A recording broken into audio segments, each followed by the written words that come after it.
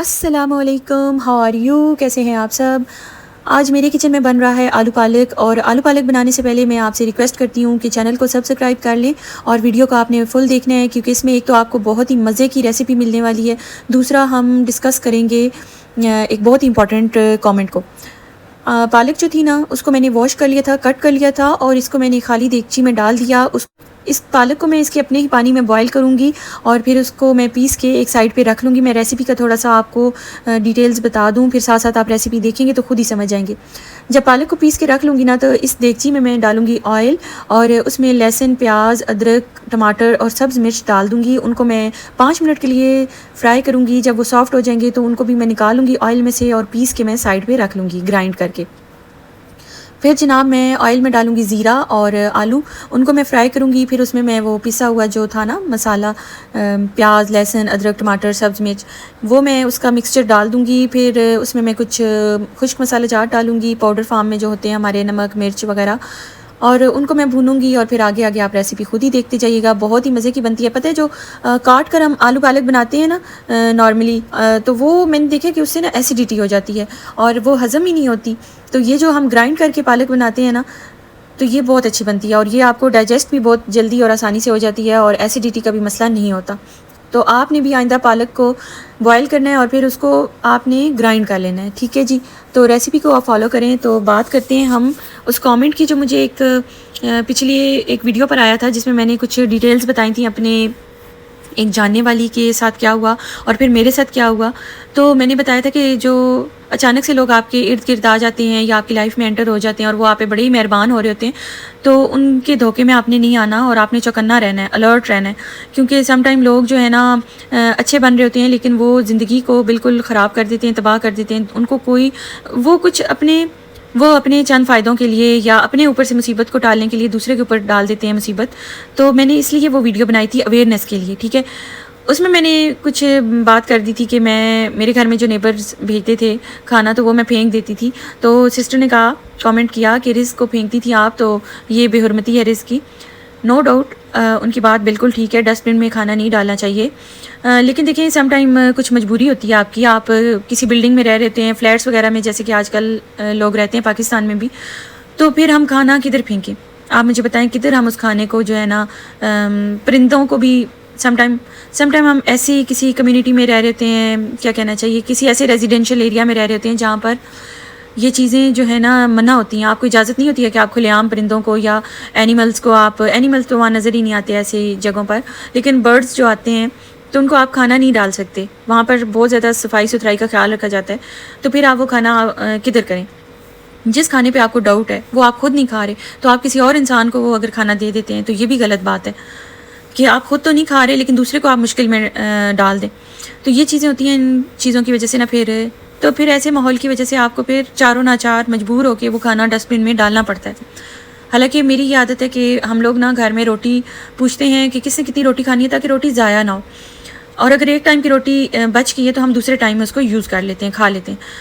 لیکن some time ایسے ہوتا ہے نا کہ فریج خراب ہو گیا ہے یا لائٹ چلی گئی ہے، پاکستان کی میں بات کر رہی ہوں، تو وہاں پر یہ ہوتا ہے کہ کھانا خراب ہو جاتا ہے، تو پھر اس کو مجبوراً آپ کو ڈسٹ بن میں ڈالنا پڑتا ہے، لیکن اس کا بھی آپ کو دکھ ہو رہا ہوتا ہے کہ کھانا جو ہے نا یہ ڈسٹ بن میں نہیں جانا چاہیے تھا۔ تو میں خود ان چیزوں کے بارے میں بڑی سینسیٹیو ہوں، لیکن سم ٹائم بندہ اتنا مجبور ہوتا ہے نا، آپ اس کی کنڈیشن میں جا کر اگر وہ ساری چیزیں ایکسپیرینس کریں تو تب ہی آپ سمجھ سکتے ہیں کہ وہ بندہ کس مجبوری میں اس نے یہ سٹیپ اٹھایا ہے۔ آپ دوسرے کی کنڈیشن میں جا کر اس چیز کو جب تک ایکسپیرینس نہیں کریں گے، آپ کسی کے بارے میں نا کچھ کہہ نہیں سکتے، اور کچھ کہنا بھی نہیں چاہیے، کیونکہ ہر انسان کی کنڈیشن جو ہے نا دوسرے انسان سے مختلف ہے، ہر انسان کی لائف کی روٹین جو ہے نا وہ آپ کی روٹین سے مختلف ہے، ٹھیک ہے؟ مجھے آپ کی روٹین، آپ کی زندگی کے جو غم ہے، خوشی ہے، وہ نہیں پتہ، اسی طرح جس طرح میں آپ کی زندگی کے پریشانیوں کو نہیں انڈرسٹینڈ کر سکتی، تو اسی طرح آپ میری لائف کی پریشانیوں کو انڈرسٹینڈ نہیں کر سکتے، ٹھیک ہے؟ کوئی انسان اگر کوئی سٹیپ اٹھا رہا ہے، کوئی سٹیپ لے رہا ہے تو وہ سٹیپ اس نے کن کنڈیشنز میں، کن حالات میں، کن سرکمسٹینسز میں لیا ہے نا، وہ بس اس انسان کو ہی پتہ ہے، ٹھیک ہے؟ تو ہم لوگ نا دور بیٹھ کے بس جج کر سکتے ہیں کہ فلاں نے غلط کیا، فلاں نے ٹھیک کیا۔ مجھے بتائیں کہ کھانا ڈسٹ بن میں پھینکنا یہ بہت بڑا گناہ ہو گیا ہے، اور جو لوگ اور اگر آپ کسی کی زندگی کو ایک بندہ لائف کو نارمل روٹین میں لے کے چل رہا ہے، آپ اس کے ساتھ کچھ ایسا کرتے ہو کہ اس کی نارمل روٹین جو ہے وہ ساری کی ساری ڈسٹرب ہو جاتی ہے، اس بندے کی ہیلتھ کو آپ ہٹ کرتے ہو، اس کے فائنینس کو آپ ہٹ کر رہے ہو، تو آپ اس کو اتنا مطلب پریشانیوں میں ڈال رہے ہو، تو کیا آپ کا گناہ بڑا نہیں ہے؟ اور وہ جو کھانا ڈال رہا ہے ڈسٹ بن میں، وہ گناہ بہت بڑا ہو گیا۔ تو یہ چیزیں جو ہے نا، جو بات میں کر رہی تھی نا، آپ یہ دیکھتے کہ اس نے جو بات کی ہے، اس کے ساتھ جو گزری ہے، آپ نے اس چیز کو فیل ہی نہیں کیا، ٹھیک ہے، لیکن آپ کو یہ نظر آ گیا کہ اس نے کھانا ڈسٹ بن میں ڈالا ہے۔ اور یہ دقیانوسی باتیں نہیں ہوتی ہیں، میری سسٹر نے کہا کہ یہ دقیانوسی باتیں ہیں کہ کسی نے کچھ کر دیا۔ میری بات سنیں کہ یہ سورہ ناس اور سورہ فلق، یہ کیوں کہا گیا کہ یہ پڑھنی ہے آپ نے جب آپ کے اوپر کچھ ہو؟ دیکھیں قرآن پاک میں سورہ ناس اور سورہ فلق ہمیں بتائی گئی ہیں، ہماری رہنمائی کے لیے یہ اتاری گئی ہیں۔ یہ کب اتاری گئی تھیں آپ کو پتہ ہے؟ جب ہمارے نبی صلی اللہ علیہ وآلہ وسلم پر جادو کیا گیا تھا اور وہ تکلیف میں تھے، تو اللہ تعالیٰ نے یہ صورتیں اتاری تھیں اور ان کو شفا ملی، ٹھیک ہے۔ تو مطلب کہ نظر کا لگنا یا جادو کا ہونا، یہ چیزیں جو ہے نا، یہ برحق ہیں، یہ ہوتی ہیں، ان میں سچائی ہے، ان میں حقیقت ہے۔ آپ ان کو دقیانوسی کہہ کر جھٹلا نہیں سکتے، آپ ان چیزوں کو یہ نہیں کہہ سکتے کہ یہ دقیانوسی باتیں ہیں۔ اگر یہ دقیانوسی باتیں ہوتی تو ہمارا دین ہمیں ان کے بارے میں کیوں گائیڈ کرتا، اور ہماری سیفٹی کے لیے صورتیں جو اتاری گئی ہیں تو ان کو پڑھنے کا ہمیں کیوں حکم دیا گیا ہے؟ ان میں سچائی ہے نا، ان میں حقیقت ہے۔ لوگ کرتے ہیں لوگوں کی زندگیاں تباہ۔ دور بیٹھ کر دیکھیں، کسی کو جج کرنا بہت آسان ہوتا ہے، لیکن جو اس پہ بیت رہی ہے نا، اس میں سے گزرنا، اس کو ایکسپیرینس کرنا بڑا مشکل ہے۔ اور میں کہتی ہوں کہ جو اس طرح کے معاملات کسی کے ساتھ بھی ہوئے ہیں یا میرے ساتھ جو ہوا، تو میں چاہتی ہوں کہ وہ کسی کے ساتھ نہ ہو، کیونکہ بڑی لائف جو ہے نا ڈسٹرب ہو جاتی ہے اور آپ بڑی تکلیف میں ہوتے ہیں، آپ کے ساتھ پوری فیملی بڑی تکلیف میں ہوتی ہے۔